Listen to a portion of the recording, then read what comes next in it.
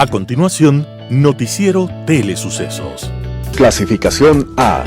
Apto para todo público.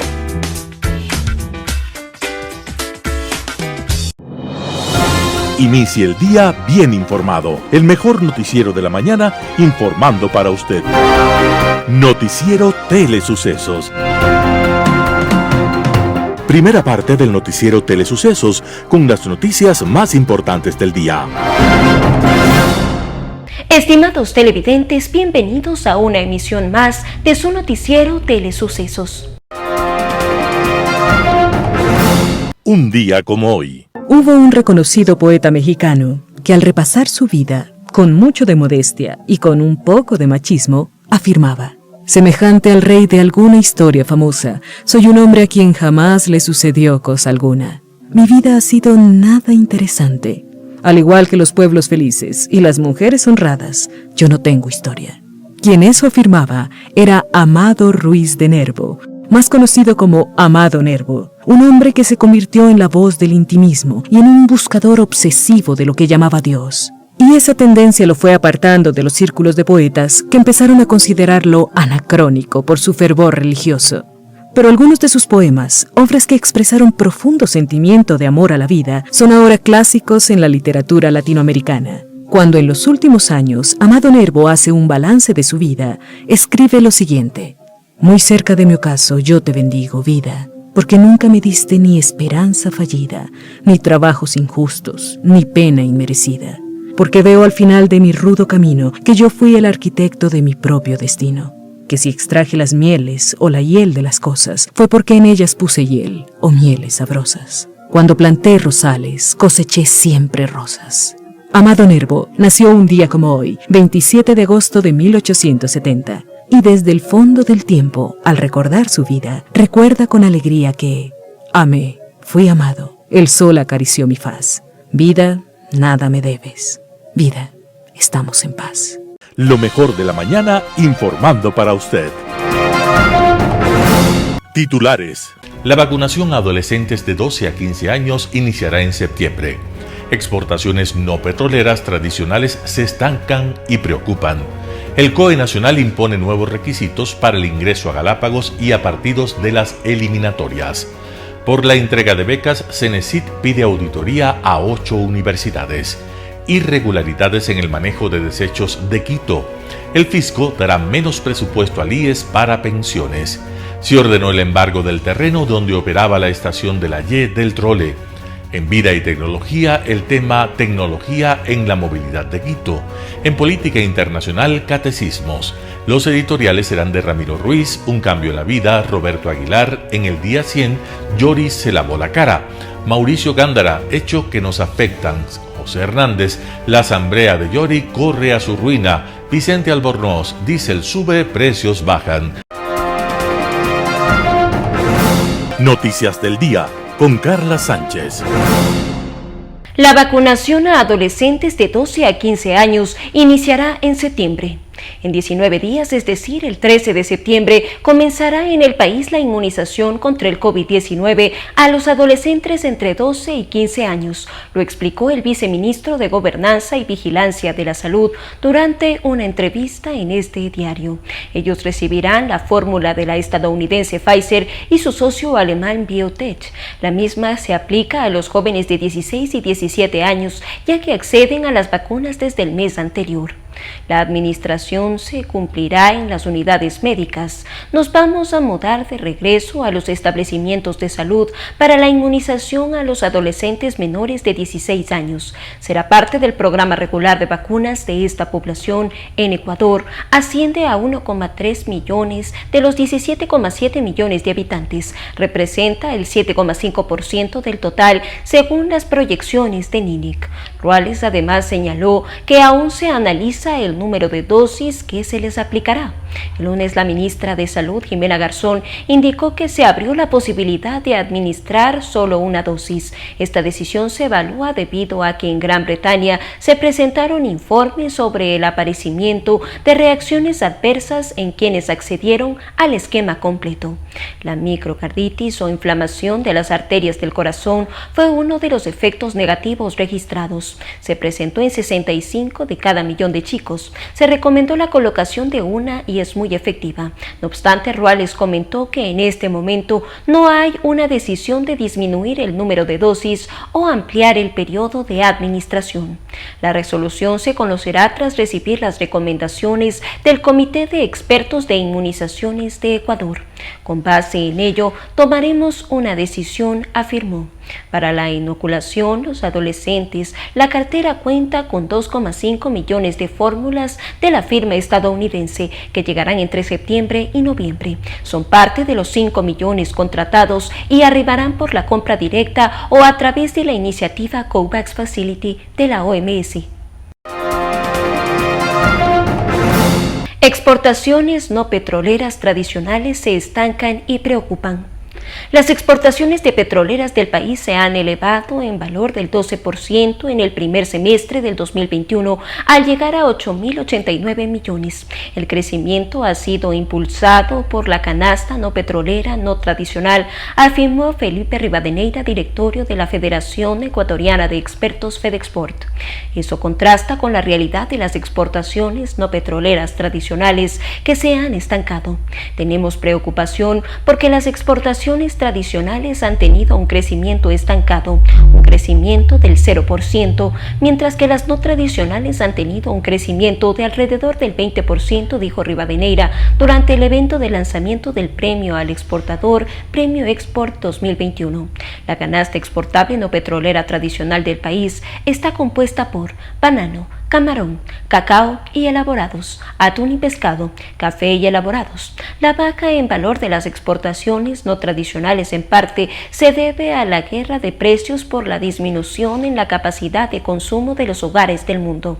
Los precios de la canasta exportable del país no lo podemos fijar nosotros, lo fija el mercado internacional, sostuvo Rivadeneira. A eso se suma el incremento de los costos logísticos por el desvío del comercio en Asia y Norteamérica. En ese contexto, los representantes del sector exportador piden al gobierno avanzar en la segunda etapa de la reducción arancelaria. La primera entró en vigencia el 1 de agosto y contempló una reducción de 666 partidas, lo que representa una disminución de costos de 180 millones de dólares al año, según el ministro de Producción, Julio José Prado. Hay más de 600 partidas arancelarias que pueden revisarse. Específicamente hay 180 partidas que no se tomaron en cuenta y que tienen aranceles que promedian el 20%, dijo Rivadeneira, y agregó que se trata de partidas arancelarias de materias primas y bienes de capital que se necesitan para la producción y exportación. Además, el sector exportador considera otras acciones que se deben poner en marcha para impulsar al sector, como eliminar el impuesto a la salida de divisas para temas logísticos, como los seguros y los fletes navieros. Reestructuración del reglamento y la reglamentación del Trackbind, régimen aduanero que permite la devolución parcial o total de los impuestos de importación pagados en el costo de insumos para la producción de bienes exportables. Apertura a nuevos mercados, como se lo está haciendo en México y la Alianza del Pacífico. Incrementar la eficiencia logística, mejorar la seguridad de las exportaciones para evitar contaminaciones de los cargamentos por el narcotráfico, lo que genera sobrecostos porque se incauta la mercadería. El sector exportador no petrolero paga alrededor de 500 millones de dólares en aranceles, materias primas e impuesto a la salida de divisas, aseguró Rivadeneira. COE Nacional impone nuevos requisitos para ingreso a Galápagos y partidos de eliminatorias. El Comité de Operaciones de Emergencia COE Nacional dispuso nuevos requisitos para la entrada de viajeros a Galápagos luego de que el Ministerio de Salud confirmara 3 casos de la variante Delta del coronavirus en las islas. La prueba PCR negativa para coronavirus volverá a ser obligatoria desde septiembre. El COE Nacional había decidido en el pasado mes de julio eliminar el requisito obligatorio de la prueba PCR para pasajeros nacionales e internacionales nacionales que tuvieran el certificado de vacunación a fin de eliminar barreras para los turistas. Los turistas internacionales mayores de 16 años deberán presentar, además de la prueba PCR negativa de 72 horas antes del viaje, el esquema completo de vacunación. Deberán haber completado las dosis necesarias de acuerdo a cada vacuna 14 días antes de viajar, mientras que para los turistas nacionales y residentes de las islas mayores de 16 años, el único requisito será presentar la prueba PCR negativa tomada 72 horas antes del embarque, según explicó el presidente del COE Nacional, Juan Zapata. Los nuevos requisitos de ingreso entrarán en vigencia desde el 31 de agosto a las 23:59 horas. En 15 días se analizará la situación epidemiológica de las Islas Galápagos y se evaluará la vigencia o no de estas medidas sobre la base de informes técnicos y sanitarios, dijo Zapata. La selección ecuatoriana contará con el apoyo de su público en las gradas del Estadio Rodrigo Paz este 2 de septiembre de 2021, cuando se realice su juego de eliminatorias mundialistas ante Paraguay. Así lo decidió el Comité de Operaciones de Emergencia COE Nacional. Por ahora, solo se aprobó la presencia de público para el primer juego. Posteriormente, habrá una nueva reunión para decidir la viabilidad de repartir el permiso para el duelo ante los araucos, dependiendo del cumplimiento de los protocolos en el partido contra Paraguay. La FEF explicó en su solicitud enviada el pasado 20 de agosto que el aforo representa el 0,3% del total de las personas vacunadas con segunda dosis, según las cifras oficiales, 3,42 millones hasta ese día. Juan Zapata, miembro del COE, destacó el protocolo de bioseguridad propuesto por la FEF para el regreso del público a un escenario deportivo, tema que se suspendió en marzo del 2020 a causa del COVID-19. Además, el protocolo de seguridad presentado por la FEF fue destacado por el COE Nacional. Este contempla los siguientes requisitos para ingresar: presentar el carnet de vacunación. En caso de no estar con las 2 dosis, presentar la prueba PCR negativa realizada hasta 72 horas antes del partido. Formulario de salud a llenar 15 días antes del cotejo. Distanciamiento social entre cada espectador. Uso obligatorio de mascarilla. La venta de entradas será por sistema web. El ingreso y salida del estadio será en diferentes franjas horarias para cada localidad. Anillos de seguridad en las afueras del estadio. Por la entrega de becas, CENESID pide auditoría a 8 universidades. La pugna por el monto asignado a becas de estudiantes suma otro capítulo entre la Secretaría de Educación Superior, Ciencia, Tecnología e Innovación CENESID y 8 universidades cofinanciadas. El 25 de agosto de 2021, la entidad estatal emitió un nuevo comunicado en el que se considera importante que instituciones como la Contraloría efectúen una revisión al uso que se ha hecho desde las universidades privadas a los fondos públicos otorgados anteriormente por el Estado. En el documento, la CENESID también reiteró que el presupuesto destinado a las universidades en 2021 asciende a $1.106 millones, lo que representa un aumento de $28,7 millones con relación a 2020. Además, explicó que el gobierno ya envió al Consejo de Educación Superior CES la propuesta para una nueva distribución de fondos para el último trimestre de 2021. La finalidad de tal medida es contribuir a que el sistema público de educación superior cuente con mayores recursos para ofrecer más cupos a estudiantes gratuitos y de calidad para quienes más lo necesitan, dijo la entidad. Irregularidades en el manejo de desechos de Quito. Un informe de 13 páginas elaborada por el Ministerio de Ambiente MAE confirma irregularidades en el manejo de los desechos en el relleno sanitario de Quito, específicamente de los líquidos que produce la descomposición de la basura, conocidos como lixiviados. Durante los recorridos realizados el 12 y 29 de julio, 2 funcionarios del Ministerio, acompañados por trabajadores de la Empresa Metropolitana de Gestión de Residuos Sólidos, EMIRGS, constataron que en las piscinas en las que se encuentran los lixiviados en las áreas cercanas al relleno sanitario de El Inga se percibieron olores fuertes, sin que hasta el día de la elaboración del informe de la entidad municipal tomara acciones de mitigación. A esto se suma que el EMIRCS contribuyó con una piscina para el almacenamiento de más lixiviados sin autorización del MAE, lo que constituye una violación al Código Orgánico de Ambiente.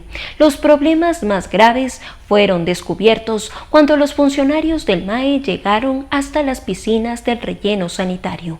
Ambiente concluye que el plan de acción para el tratamiento de lixiviados presentado por el EMIRCS no cumple con los requisitos técnicos y legales exigidos por la normativa ambiental.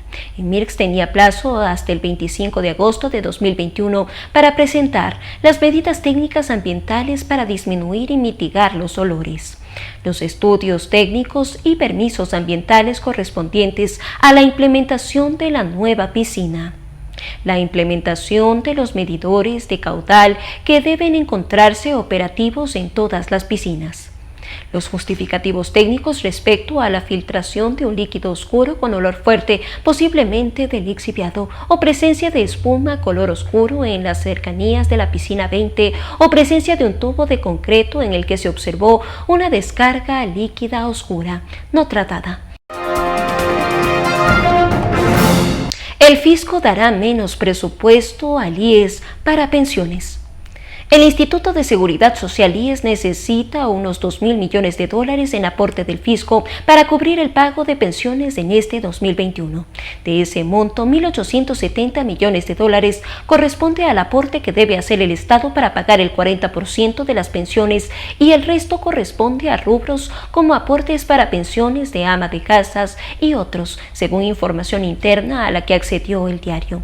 El monto es menor incluso a lo que presupuestó Finanzas para el 2020, cuando fueron 1.533 millones de dólares. La caída se da pese a que este año el IES contará con unos 30.000 jubilados más que el año pasado. Además, el Estado no paga completo al seguro lo que presupuesta. En mayo pasado, el IES anunció que el fisco arrastraba una deuda de 1.653 millones de dólares, por lo que no pagó el aporte a pensiones. También indicó que se hallaba en negociaciones en búsqueda de un acuerdo de pago, pero sin resultados hasta ahora. Este panorama se da en medio de una situación financiera crítica del Fondo de Salud del IES, que desde este mes ya no cuenta con recursos suficientes, según explicó hace unos días César Rodríguez, vocal de los empleadores ante el Consejo Directivo del IES. Este año, la entidad tiene gastos mensuales de 168 millones de dólares, pero solo percibe ingresos de 114 millones. El faltante de menos 54 millones se había vendido cubriendo con ahorros de la entidad administrativa por el BIES, pero ese banco ya no tiene recursos líquidos para cubrir el déficit, porque el dinero que queda no es fácil de disvertir, afirmó Rodríguez. Para este año, el IES calcula unos 500 millones de dólares la contribución del Estado por salud. Esa crisis se siente entre afiliados. La asegurada Carmen Paredes se debe con diabetes a su tratamiento que requiere 60 tabletas de metformina del mes, pero desde mayo no recibe la dosis completa. El médico que me atiende en el seguro me dijo que no hay suficiente dotación del medicamento para todos los pacientes. Entonces me recetó la mitad de las tabletas, 30, y me dijo que si puedo, compre afuera. Por ahora ella ha optado por adquirir por su cuenta estas pastillas. Me preocupa que luego requiera más medicamentos o tratamientos y el seguro no me pueda atender. En total, según datos del IES, el Estado debe 7.381 millones de dólares por salud, pensiones y otros rubros. Se ordenó el embargo del terreno donde operaba la estación de la Y del trole. Sobre el terreno en donde funcionaba la estación norte del trolebús en el sector de la Y, pesa una orden de embargo desde el 2020 y fue notificada en junio del 2021. Un juez determinó esta acción dentro de un proceso legal relacionado con la llamada Solución Guayasamín. Se trata de un proyecto del presupuesto de la administración del exalcalde Mauricio Rodas para descongestionar el túnel que conecta a Quito con el Valle de Tumbaco.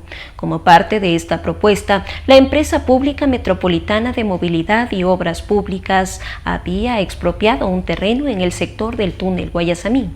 Este terreno, de acuerdo con el proceso legal, estaba valorado en $86.378. Sin embargo, los propietarios apelaron esa expropiación y un juez fijó el valor a cancelar en $3 millones. A partir de esto, la concejala Mónica Sandoval explica que se inició un conflicto entre la Administración General del municipio y la empresa EMOP para determinar cuál de las entidades debía cancelar ese valor. El edil aclara que no hay relación directa entre el predio del sector del túnel con el terreno de la estación del trole, pero dentro del proceso judicial, el juez a cargo accedió al embargo sobre el segundo bien para asegurar el pago de los 3 millones. En un informe del enviado al despacho de Sandoval por parte de Bruno Andrade, director de gestión de bienes inmuebles, se detalla que el EMOP es la que debe cancelar ese valor, pues la administración de Rodas se le delegó la expropiación. El escrito incluye comunicados y resoluciones de la Procuraduría Metropolitana y el EMOP, el municipio, la Agencia Metropolitana de Tránsito AMT y la Dirección de Bienes Inmuebles. Además, informa en el documento que con fecha 15 de octubre del 2020, Francisco Vázquez, secretario de la Unidad Judicial Civil, ordenó la ejecución del embargo del inmueble ubicado en la avenida 10 de agosto y Juan Azcaray, propiedad del municipio de Quito. Sandoval alertó que luego del embargo es el remate. No obstante, en dicho informe se establece que la alcaldía interpuso una acción extraordinaria de protección. Hay que dar seguimiento a ese recurso, enfatizó. Desde el 1 de junio del 2018, la estación La Y del trole dejó de funcionar y la operación de este transporte se trasladó a El Labrador, en donde opera la parada multimodal que se enlaza con el metro de Quito. Actualmente la AMT guarda los vehículos que son retenidos en este sitio. La Dirección de Gestión de Bienes Inmuebles especifica que para esto se ocupan los patios y una oficina. Hay que recordar además que el municipio cuenta con la ordenanza 428, la que establece el plan especial para la reutilización de ese terreno, aunque dicha normativa fue sancionada por la administración del exalcalde Augusto Barrera en el 2013. Vida y tecnología. Hola amigos, muchísimas gracias por estar nuevamente con nosotros en su noticiero Telesucesos, en el segmento Vida y Tecnología. En esta oportunidad queremos comentarles sobre las disposiciones del municipio de Quito de incorporar sensores y tecnología al transporte público de la ciudad. ¿Eso qué significa, además de considerar una inversión por parte de los transportistas y de las cooperativas de transporte, que el municipio ha estimado que estaría entre $1.200 y $2.000 para poder implementar estas mejoras, que significarían poner a la flota de transporte público en un nuevo movimiento hacia la eficiencia? Es difícil entender este movimiento a la eficiencia cuando incorporamos tecnología, pero en el caso del transporte público es muy interesante. ¿Por qué? Porque van a permitir que los buses puedan ser monitoreados en tiempo real. El sistema que el municipio quiere que se implemente estaría enviando una señal a los sistemas, tanto de las cooperativas como del municipio, cada 15 segundos, es decir, bastante más cercano al tiempo real que nosotros esperamos para monitorear algo. Segundo, estos controles podrían enviar al municipio, a los centros de datos del municipio, no solamente la velocidad del promedio del bus, la distancia entre una unidad y otra, algo que ahora hacen manual, si ustedes se fijan qué es lo que pasa en nuestras calles. También cuántas personas están en cada unidad de transporte, a qué hora, cuáles son las horas picos, en dónde se debe incrementar o disminuir esas frecuencias, pero también nos permite dar un paso gigante hacia una movilidad inteligente. En nuestras ciudades es muy difícil construir nuevas carreteras, nuevas calles para poder abarcar toda la afluencia de transporte. Lo que se puede hacer es hacer más eficiente esa circulación. Es decir, si nosotros consideramos que el transporte público de Quito es el que más rutas tiene, el que más frecuencia en las calles está, se puede acomodar el resto del transporte, es decir, el transporte privado, también a esa condición. ¿Qué es lo que pasaría una vez que empiece a incorporarse los sistemas y los sensores de tecnología en los buses urbanos y del transporte que circula en la ciudad? Pasaría que empiezan a tener información con la que pueden tomar decisiones el municipio y los ciudadanos. Pensemos en que una vez que tengamos una cantidad de datos interesante, los ciudadanos podríamos aplicar o descargar aplicaciones de tránsito para cualquier ruta que queramos tomar nosotros en el transporte privado. Por ejemplo, la otra cosa es que cuando tenemos monitoreado el transporte público, los ciudadanos pueden decir, yo voy a salir a tal hora, a tal parada, porque yo sé que hay un autobús que llega entre ese minuto y el siguiente minuto y medio, porque ya se puede predecir eso. Entonces, nuestros tiempos como ciudadanos también se podrían poner en otro nivel para cumplir con nuestras obligaciones o cumplir con nuestros horarios.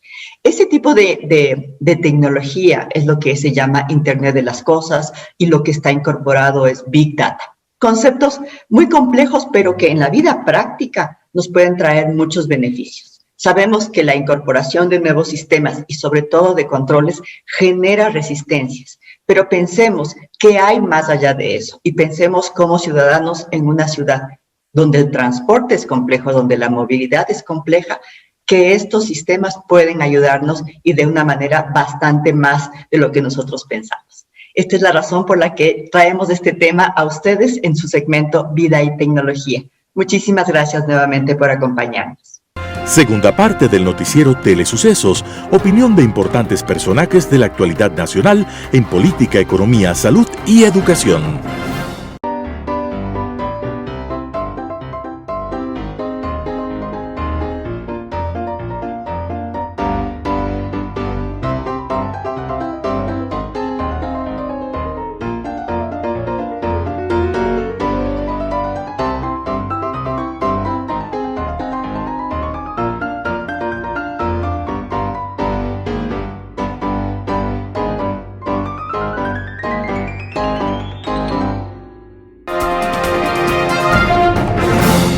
Global Hoy con Alan Catey.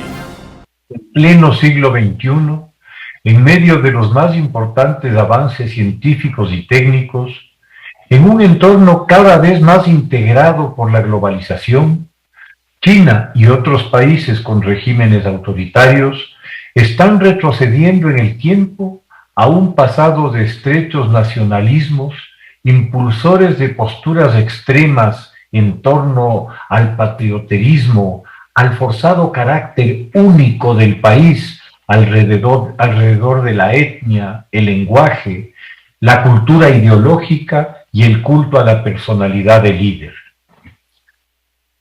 Las dictaduras fomentan la opresión, comenta Borges. Las dictaduras fomentan el servilismo. Las dictaduras fomentan la crueldad. Más abominable es el hecho de que fomenten la idiotez.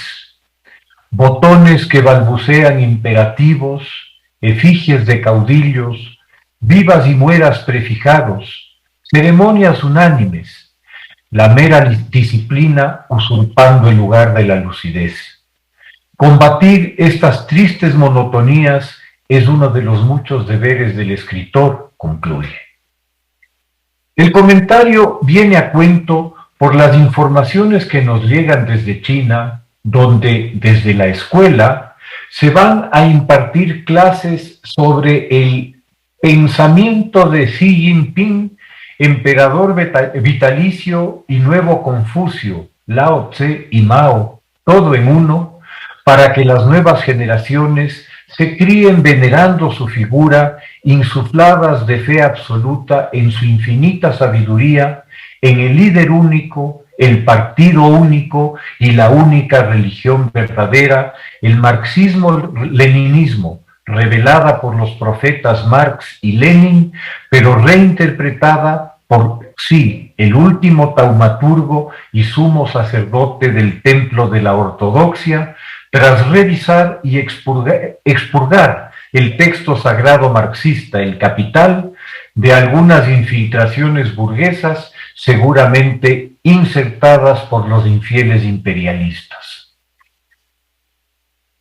El próximo año se recordará, ojalá, el ascenso del fascismo al poder en Italia de la mano de Benito Mussolini, el Duce, el líder iluminado e infalible, quien toma el poder tras su marcha sobre Roma e instituye el primer régimen fascista europeo.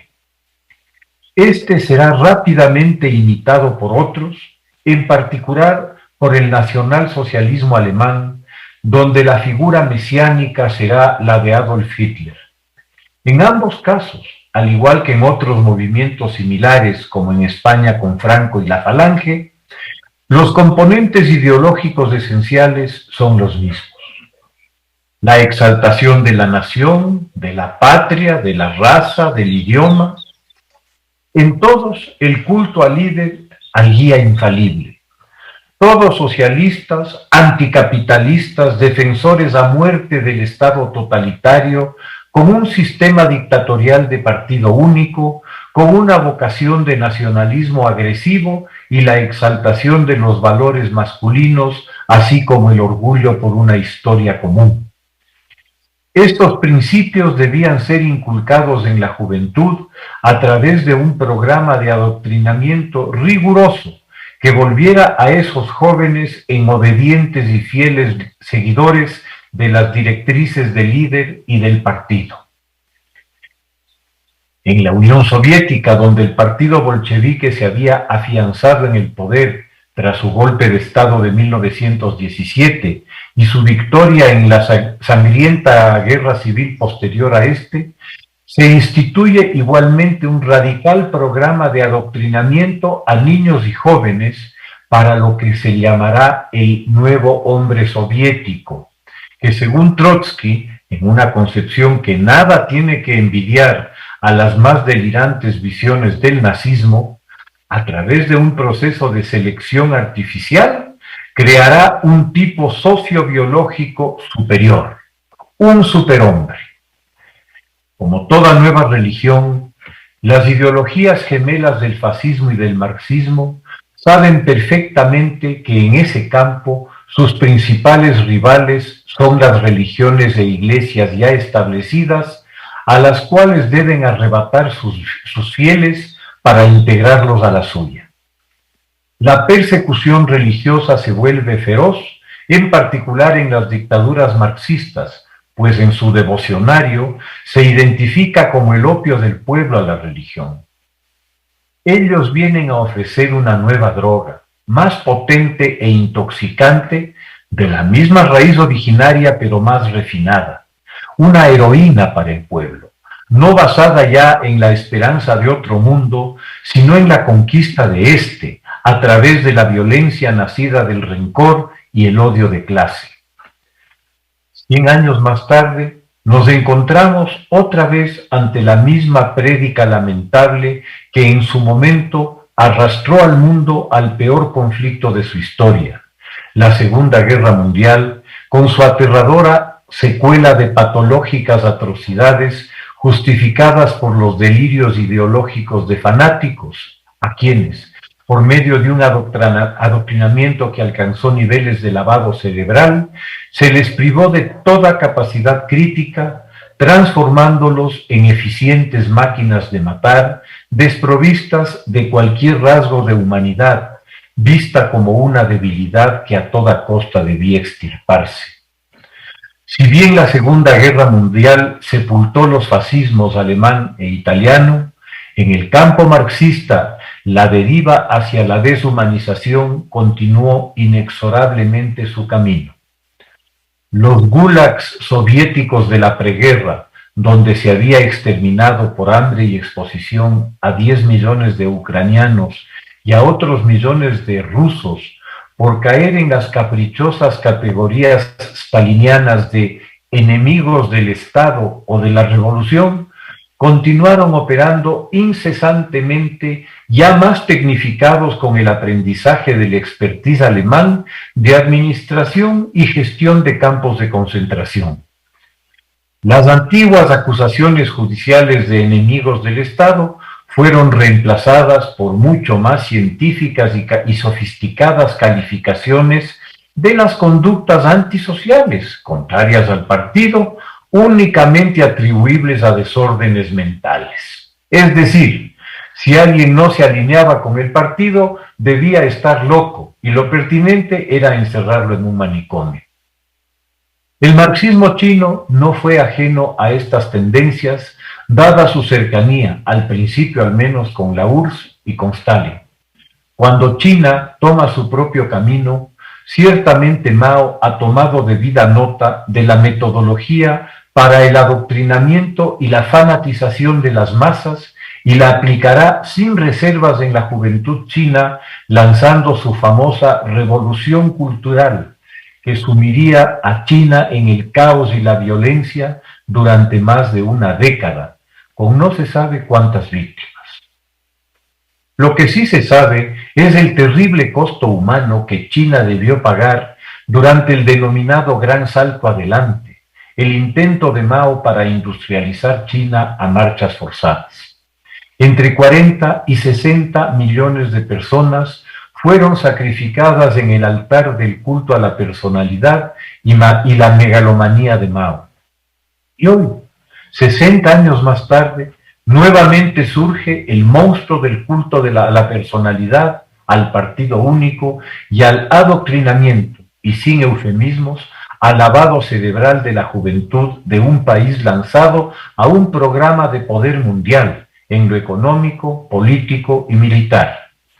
Inevitablemente, las memorias del resultado de estos socialismos nacionalistas nos lleva a la inversión de los términos, directamente a los nacionalsocialismos, con sus fobias racistas, con sus campos de concentración y con sus hornos. Ya China ha emprendido ese camino, encerrando en campos disque de reeducación a millones de supuestos disidentes por no ser chinos, no hablar mandarín y practicar la religión y las costumbres de sus padres. Ominoso se presenta el horizonte y poco de bueno augura si nos atenemos a la historia que nos demuestra nuestra capacidad de tropezar una y otra vez con las mismas piedras. Muchas gracias. Editorial. Un cambio en la vida, por Ramiro Ruiz. En el país no pasa nada, solo pasa la línea equinoccial, y esa línea es imaginaria. Mientras los días pasan no hay trabajo, la corrupción sigue naturalizada en el país. A pesar de los problemas, también hay momentos que pueden impulsar a seguir trabajando y perseguir la esperanza de que la vida va a cambiar y mejorar las condiciones de libertad, de la economía, la limpieza de las malas costumbres, el cumplimiento de la ley, en fin, la purificación de la moral y el destierro de los prejuicios. Encontramos un apoyo en las ideas de Jean-François Revel, periodista y filósofo francés. Le fascinaba el nuevo mundo por el dinamismo, la capacidad de innovación, la velocidad de adaptación, de cambio, la flexibilidad, consecuencias todas de una cultura que hace de la libertad el eje de su identidad. Vienen las generaciones. Latinoamérica todavía no define el camino amplio y difícil de la prosperidad. En estos años, más que un cambio ideológico o estético, la gente pide poner en marcha un cambio en profundidad en las costumbres, en la vida, la moral. El cambio afectará pronto a toda la sociedad. Cualquier novedad radical, cualquier innovación inédita, algo nunca visto, es lo que requerimos en Ecuador y en los países de Latinoamérica. Desaparecieron los movimientos que defendían los derechos civiles y la libertad del individuo, movimientos de jóvenes que empiecen y que comiencen a conformar un nuevo ideal, una sociedad en la que cada persona se defina por sí misma. Es hora de desterrar lo marginal, edificar un universo caracterizado por la exigencia de la igualdad entre hombres y mujeres, de edades y razas. Poco a poco la sociedad ecuatoriana debe aprender a rechazar la relación autoritaria. Hace falta transformar una cultura directiva en cultura productiva. No hay todavía igualdad en la economía y la educación. ¿Por qué no revisar el derecho a una libertad individual y cultural sin ninguna censura moral? Parece que nuevamente se repite en la región lo que escribió Rebel a principios de los años 70. Todo Occidente estaba a punto de ingresar a un periodo de depresión que llevó a la crisis. La indiferencia de aquellos años es que ahora mismo fuimos víctimas de la pandemia que exterminó la economía del mundo y hundió a las sociedades en la depresión. Rebel fue un hombre vitalista, amante de la vida y de la belleza del mundo.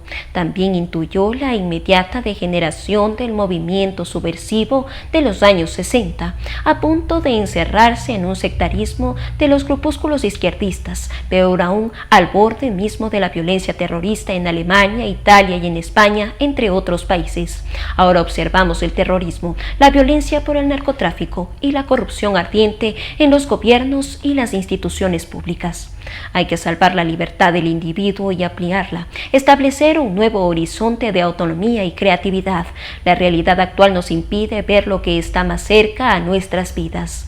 Hay que desmontar los prejuicios que impiden enfrentarse a la comprensión honrada del entorno. A pesar de todas las evidencias acumuladas, los políticos siguen apegados a la falsificación de la realidad. Una de las fórmulas más célebres de falsificación es el socialismo. La primera de las fuerzas que mueven el mundo es la mentira.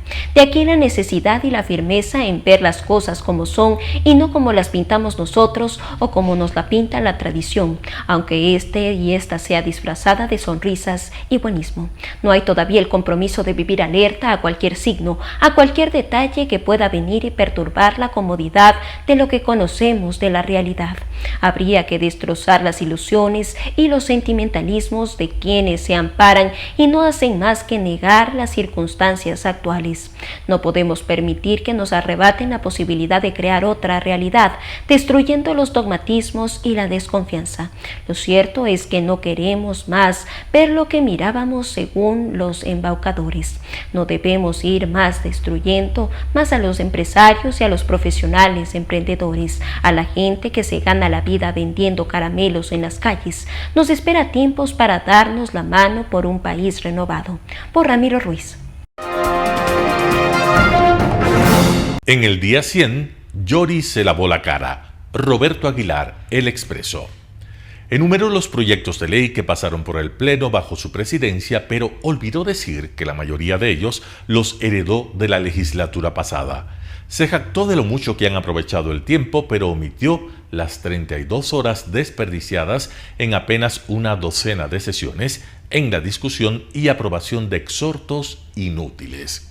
Habló de superar la crisis moral y ética que vive el país, pero no mencionó los escándalos de corrupción que en tan poco tiempo ya sacuden al primer poder del Estado. Así fue la no solicitada rendición de cuentas que ofreció la presidenta de la Asamblea Nacional, Guadalupe Llori, por sus 100 primeros días de gestión. Engañosa. Esto de festejar los supuestos logros y resultados positivos de apenas 100 días es inusual y parece idea de su partido Pachacutic.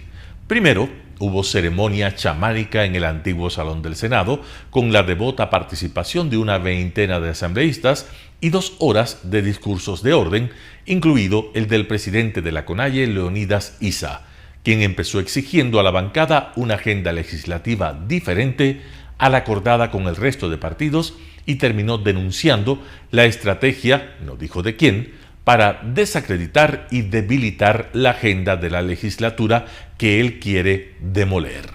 Horas después, cuando Guadalupe Llori se dirigió ante el Pleno de la Asamblea y leyó torpemente su rendición de cuentas en el teleprompter, haría suya esta acusación lanzada al aire. No podemos dejarnos llevar, dijo la presidenta, por los intereses ocultos tras las incesantes campañas de desprestigio en contra de la Asamblea Nacional y de sus integrantes. Las noticias de que este nuevo Parlamento no trabaja son completamente falsas e infundadas. Dicho lo cual, se puso a enumerar informes, debates, proyectos, acuerdos internacionales aprobados, pedidos de información a las autoridades y hasta procesos de fiscalización. Uno solo, el de Pablo Celi, pero uno de los más importantes de la historia reciente del Ecuador, dijo Llori. Creo firmemente que ahora tenemos la posibilidad real de recuperar la confianza de nuestro pueblo, continuó Llori, que venía precisamente de convocar al Consejo de Administración Legislativa para que conozca las acusaciones contra la vicepresidenta segunda Bella Jiménez por cobrar sobornos para gestionar cargos públicos. En cuanto a su compañera de bancada, Rosa Cerda, la denunciada anterior, sus declaraciones de instigación al robo se sancionaron con apenas 8 días de suspensión, que equivalen más o menos a un cocacho. A esto llama la presidenta de la Asamblea priorizar la ética. Llori combate la campaña de desprestigio con hechos retorcidos. Por ejemplo, atribuye la fiscalización de la huelga de hambre que mantenían los maestros a la defensa de la Ley Orgánica de Educación Intercultural emprendida por la Asamblea en contra de la Corte Constitucional.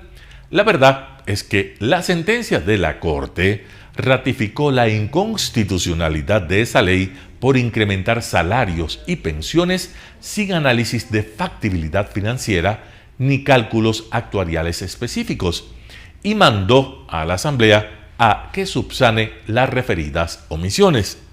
Hasta el momento nadie aquí se ha manifestado al respecto, pero tarde o temprano les tocará afrontar esta tarea. Mientras llega ese momento y una vez concluida la rendición de cuentas de la presidenta, bien pudo el Pleno dedicarse a su actividad favorita, aprobar exhortos y resoluciones. Primero una para llamar a la ministra de Agricultura, Tangi Vera, para que explique por qué no ha fijado los precios de los productos agrícolas. Luego otra para pedir al gobierno facilidades de pago de impuestos a los habitantes de la provincia de El Oro. Con esta van 25 o 35 horas realmente, en las cuales Guadalupe Llori tampoco incluirá en su próximo informe. Roberto Aguilar, El Expreso. Hechos que nos afectan, por Mauricio Gándara de El Universo. El gobierno ha invitado a la CONAIE a dialogar sobre políticas económicas y sociales, lo cual es plausible, pero preocupa que el dirigente de esta organización haya respondido que quiere ir acompañado de 100 personas. Parece que el dirigente desea repetir los hechos de Octubre Negro del 2019, cuando humillaron al presidente de ese entonces, que temerosamente había abandonado la capital, y desataron una campaña vandálica de 10 días de terror en Quito y la Sierra Centro-Norte. Eso la ciudadanía no lo puede aceptar y creo que tampoco lo hará el presidente. Si el dirigente se considera tal, pues basta que él y media docena de personas más comparezcan en representación de su organización. Se trata de dialogar, no de dar discursos sin televisión ni radio. La prensa informará todo lo que se ha dicho. Las autoridades federales de los Estados Unidos acaban de dar completa autorización a la vacuna anti-COVID-19 de Pfizer-BioNTech, siendo la primera mundialmente que supera la condición de vacuna experimental, lo que no dejará de ser tomado en cuenta por nuestras autoridades de salud, que están llevando a cabo con éxito una intensa campaña de vacunación. Dada la rápida extensión de la variante Delta, tanto Uruguay como Chile están administrando a su población ya vacunada con otras marcas un refuerzo con Pfizer. Esto que estamos viviendo del retiro de los Estados Unidos de Afganistán tiene un significado mundial trascendental. Hace 100 años, Osvaldo Spencer escribió Su decadencia de Occidente, refiriéndose a la disminución del poderío, influencia de las potencias tradicionales de Europa. La potencia industrial de Estados Unidos, con una población creciente en un amplio territorio, se hacía evidente. Era el principal productor mundial de acero. A la Gran Guerra entró solamente en el último año, y aunque su presidente Wilson propuso la creación de la Liga de las Naciones, el Congreso no le autorizó incorporarse hacia ella. En la Segunda Guerra Mundial también ingresó tarde cuando el Japón bombardeó a Pearl Harbor y Hitler le declaró la guerra. Cuando los aliados triunfaron, los Estados Unidos reiteraron sus tropas de Europa, pero tuvieron que regresar porque el comunismo de la URSS amenazaba a Europa Occidental y ya dominaba la Europa Central. Inglaterra estaba delimitada y su imperio se deshacía. Desde entonces, Estados Unidos tuvo que asumir el liderazgo del mundo occidental. Su rival era la URSS, que a su vez más tarde se fraccionó, quedando Estados Unidos como la potencia unipolar. Hoy tiene un rival en la gigantesca China. Este retiro de Afganistán luego de la derrota en Vietnam y la desventura en Irak y el Medio Oriente disminuye la confianza que antes despertaba entre sus aliados. Nadie cree que la gran potencia americana se arriesgue hoy en una nueva aventura militar. En América Latina perderá prestigio e influencia. Las dictaduras latinoamericanas, sus gobiernos de izquierda, le mirarán con menos respeto y poco temor. Sus devotos le perderán fe. Lo repetimos 100 veces, el Ecuador debe mantener una política centrista, sin extremismos de derecha. Tiene que convivir con varios gobiernos de izquierda en Latinoamérica, incluido México, donde está nuestro presidente. Por Mauricio Gándara, de El Universo. La Asamblea de Yori corre a su ruina. José Hernández, 4 Pelagatos. Muchos, para encarar el tema, hablan de la maldición irremediable que pesa sobre los congresos, ser el ente político más impopular en las democracias. Y a partir de ahí, quisieran entender lo que ocurre en el país. Es la respuesta más frecuente a la pregunta: ¿por qué la Asamblea Nacional no levanta cabeza? En la era correísta, por supuesto, habían menos escándalos, no producto de la honestidad de sus miembros, especialmente los de Alianza País, sino como consecuencia lógica de la ausencia de fiscalización y control. En el gobierno de Lenín Moreno se viralizó la certeza de que la mitad de los asambleístas tenía problemas con la justicia y que esa, que debería ser una institución de la democracia, no era más que un espejo nada deformante de lo que es, siempre con excepciones, la política del país. El oficio preferido de corruptos provenientes de todas las tiendas políticas. Daniel Mendoza, Karina Arteaga, José Serrano, Eliseo Azuero, Alexandra Ocles, entre tantos otros, lo certificaron con creces. La actual asamblea arrancó con la expectativa de que, por su composición, el momento político o la impopularidad del anterior, que estuvo por debajo del 5%, todo iba a mejorar. Pena perdida. 3 meses después, la asamblea dirigida por Guadalupe Llori corre vertiginosamente hacia su ruina. No despega, no tiene ni norte ni agenda. Algunos de sus miembros, correístas de Pachacutic, incluso de Creo, tienen más pasado penal, allí también con desvanecimientos cuestionados, que aliento etílico. Y hay escándalos indudables, Rosa Cerda, Bella Jiménez, que muestran que la Asamblea no sufre de desgaste como consecuencia de su trabajo, sufre de déficit ético y político. Y en 3 meses ha agregado evidencias elocuentes de inutilidad perseverante. Sus miembros se reúnen para sesiones intrascendentes, pasan su tiempo en guerras inútiles de cambios de orden del día, tienen una colección insignificante de exhortos y han hecho un juicio político cuyo resultado final estaba cantado desde el inicio. Esta percepción de una institución legislativa cargada de corruptos, inútil para la democracia y costosa para el país, es un dato de la realidad. Y es un dato inquietante. La impopularidad de la Asamblea puede convertirse en un hecho estructural. La clase política está cortando la rama sobre la cual está sentada y en vez de reaccionar, vuelve a la retahíla, esta vez entonada por personajes como Guadalupe Llori, según la cual la poca estima del país por esa institución es causada por las críticas, no por las acciones que la suscitan. Lo peor es comprobar la imposibilidad que tiene esta asamblea para rectificar. Imposibilidad congénita. Guadalupe Llori empieza a verse empapelada y nada augura que esa presión disminuya si se escarba en su pasado en su provincia. Pachacutic, a pesar de los principios que regulan su acción pública, según dicen, están bajo sospecha de amparar conductas que riñen con la ética y la transparencia. De esto hay clara evidencia en la forma como el movimiento administró el caso del asambleísta Cerda. La suplente la reemplazará durante 15 días. El CAL va en la misma dirección, una suspensión quizá por 8 días. En claro, el afer Cerda solo sirvió a la Asamblea para erosionar un poco más su relación de desconfianza con la opinión. El caso de Bella Jiménez, vicepresidenta de la Asamblea, en el cual habría pedido coimas y tráfico de puestos, podría tener incidencias mayores si se juzga por el comunicado de la Izquierda Democrática. La involucrada ahora se desafilió de la Izquierda Democrática y endosó la culpa a asesores suyos y a un plan orquestado, nos señaló el responsable, para apropiarse de la segunda vicepresidencia de la Asamblea Nacional. Otra impresentable, al parecer, que la Izquierda Democrática expulsó finalmente. No es entonces la política lo que desgasta a la Asamblea, es su carencia. La conducta suicida que se comprueba en su seno tiene que ver con cálculos extraordinariamente mezquinos de los partidos, la falta de sentido de su misión y sobre todo esta racha de corrupción sin nombre que contamina todo en el país.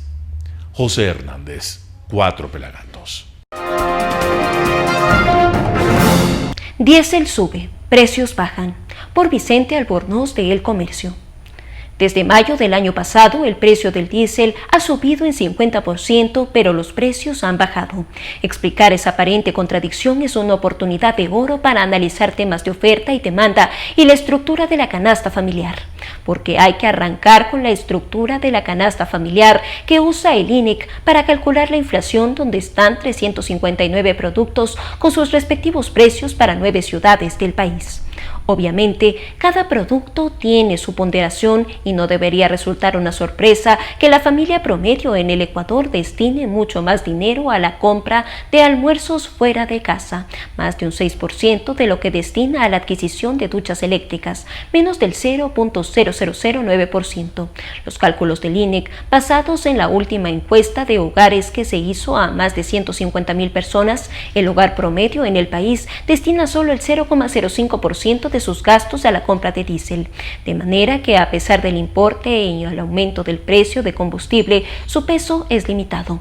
Mientras tanto, entre mayo de 2020 y julio de 2021, el resto de la canasta, el 99,95% del total, tuvo una gran reducción en su precio promedio, pues cayó en 1%.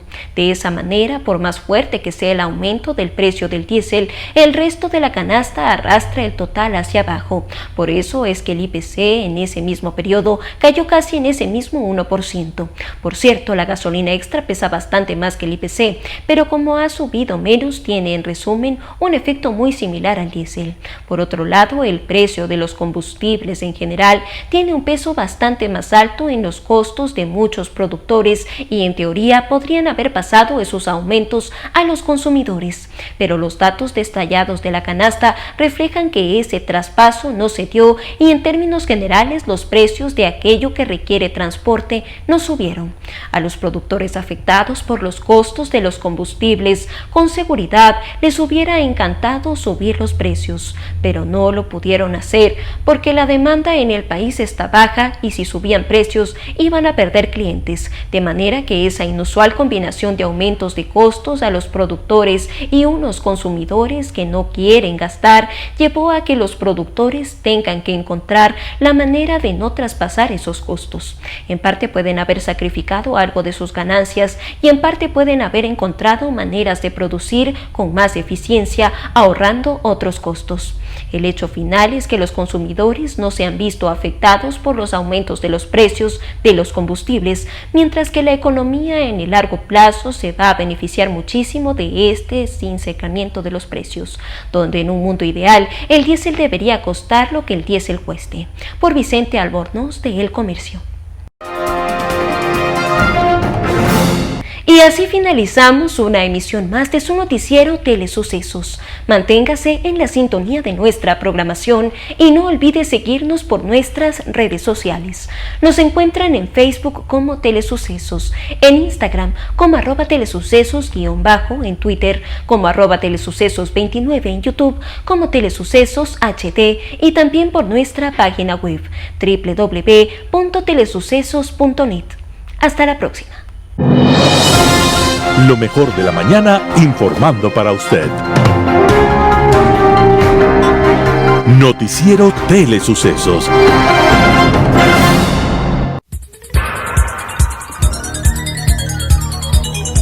Las opiniones vertidas en este espacio por la producción y dirección del programa son de exclusiva responsabilidad de sus autores y de quienes intervienen en ellos.